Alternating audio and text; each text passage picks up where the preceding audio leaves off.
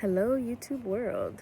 It's been a few days. I will probably have a video about what's been going on the last few days. Probably do that a little bit later when somebody's sleeping. But we are sitting outside. It's supposed to be summer, right? I don't know when summer starts. It's May though. And it's 45 degrees. So we have our jackets on and our blankie out here. Yeah, tell me it's so cold. She actually loves it though. She loves the cold. She was born in Alaska.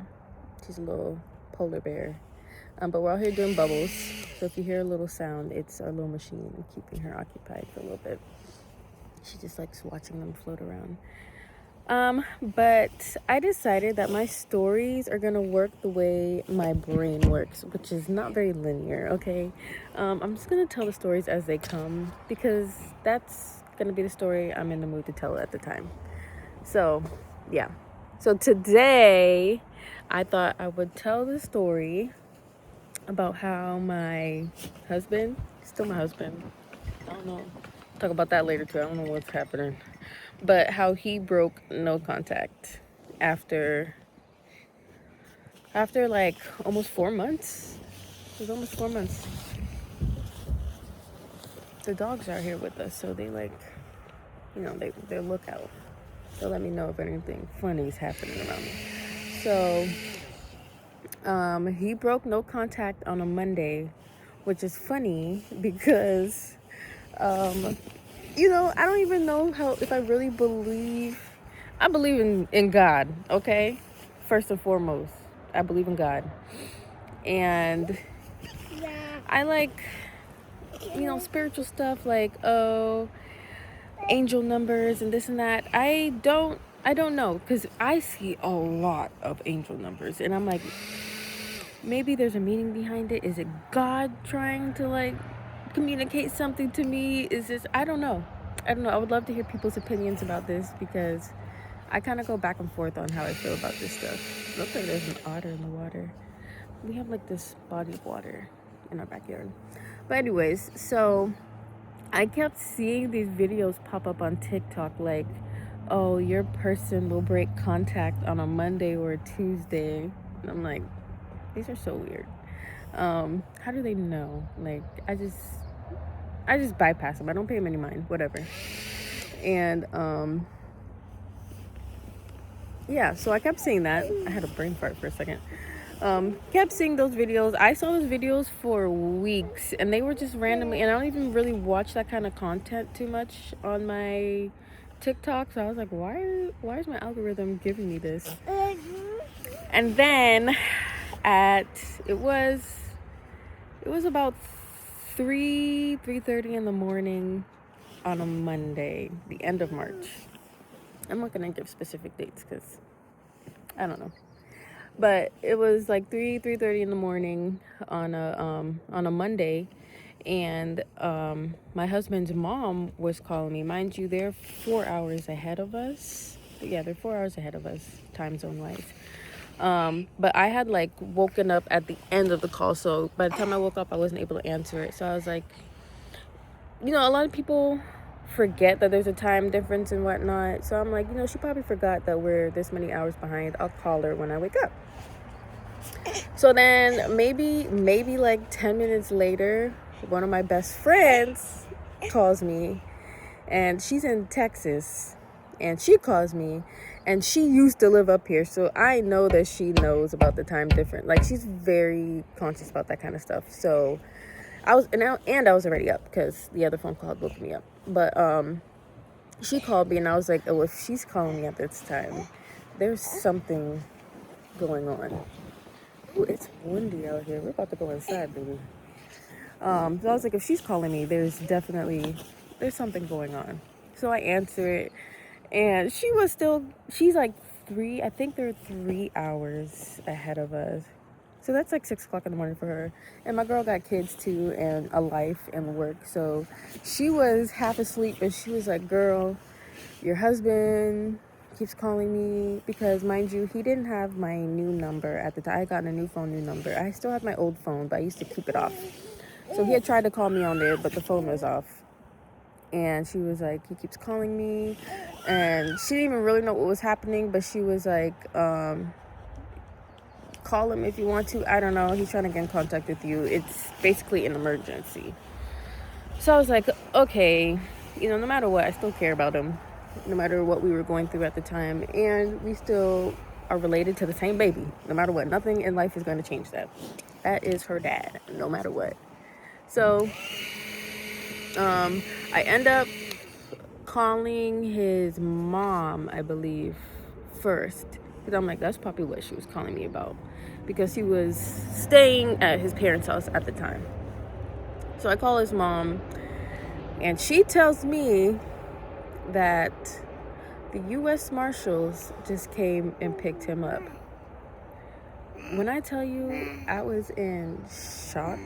I was like, what? Like, this was not even on the radar. It's not like, I think when certain things are happening to people, they kind of know they're going to get picked up, or had no clue this was about to happen at all. Like, shocked. 3:30 in the morning, half awake, baby, trying to keep the baby asleep because we share a room. But yeah, so she told me the U.S. Marshals came and picked him up. I'm not laughing because the stuff, I'm keeping a clean mouth. I'm doing good. It's not funny, but it's like life. It's life. It's my life right now. So she was like, yeah, they came and picked him up. They said he would be able to make a couple calls. I guess they're transporting him about like an hour or two away to a detention center. And on his drive, they were like, he could make a couple phone calls to family. They knew he had kids. So she said, he wanted to talk to baby girl. Look at her little space, those little ponytails. But they said she said he wanted to talk to her and see her one last time because he didn't know when the next time would be. So I call him on my old phone. I turn my old phone on. Barely had any battery. Had to plug it in. Barely had any battery. Here. I had to plug the phone in. Mommy's almost done, and then we can go play some more.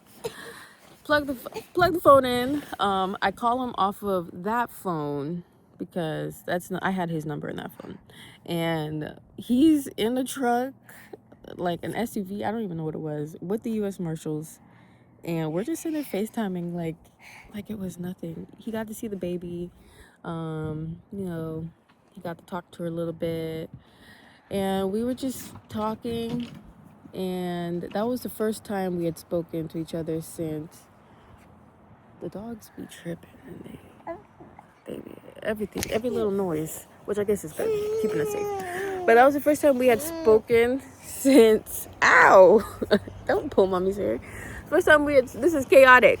That was the first time we had spoken since the end of December. So we hadn't seen each other since the beginning of December, and the last time we spoke was the end of December.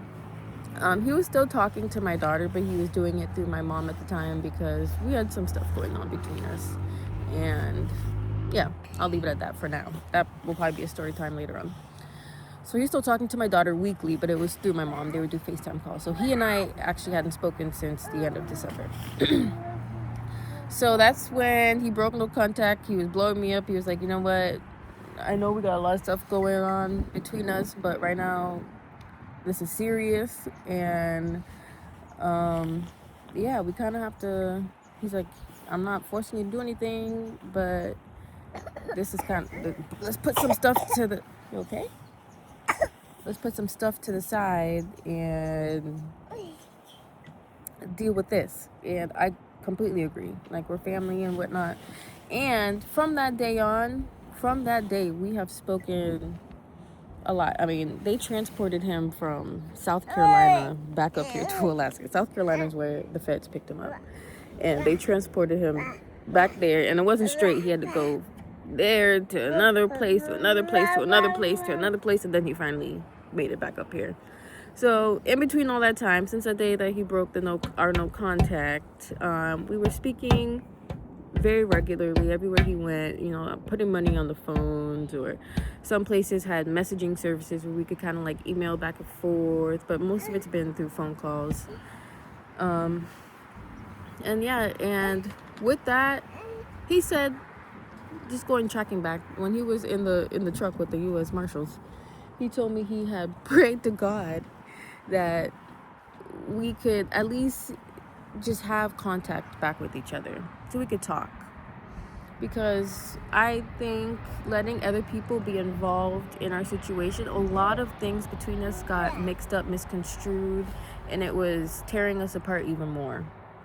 And when we finally were able to talk, we both realized that it was a lot of the stuff that was deepening our separation was other people's issues that they were kind of bringing to our relationship. And most of that lays on me. That's my fault. I kind of allowed my family to step in, and I thought it was something that was going to be good for me and my mental health, and it ended up being terrible. But that's another story for another time too. I'll expand on that later. Maybe later today. We'll see. Geez, the birds, the squirrels. There's a lot going on. There's ducks out here. So since that time, we have been talking. I mean, we were gung-ho. We were going to divorce, going through court, had lawyers, had it all. And once we were both able to sit down, we sat down and talked to each other. So he prayed to God, and he was like, please bring us back together so we could talk. And it took him getting arrested for us to talk, which I'm not proud to say. And was not in the plans, but that's just how it happened, you know? God works in mysterious ways. I think God knew this was coming. God probably placed us up here for a reason. That's why I was able to visit him, because I was up here before he was sent up here, before he was even arrested, before we knew he was going to be arrested. So yeah, everything happens for a reason. I'm a firm believer in that, and I try to hold tight to that when I'm going through things. But yeah, that's how he broke the no contact, and ever since then we've been back in communication, and we are actually working things out. Our relationship is, I don't know what to call it, it is a relationship, no matter what. Whether you have a friendship, a platonic relationship, romantic relationship, family, it's all relationships. But we're doing really well. We have learned we both heard each other out on our issues with certain situations. We've both apologized. We both have moved on. And we are working things out. Yeah, we're working things out. The divorce is still technically going on, but I might put that on pause. I am actually going to come on here and talk to you guys about that in a little bit, because your girl needs advice, and I have nobody to talk to. And I know I'm talking to strangers, and people are like, what are strangers going to do for you? I need advice, and I need help.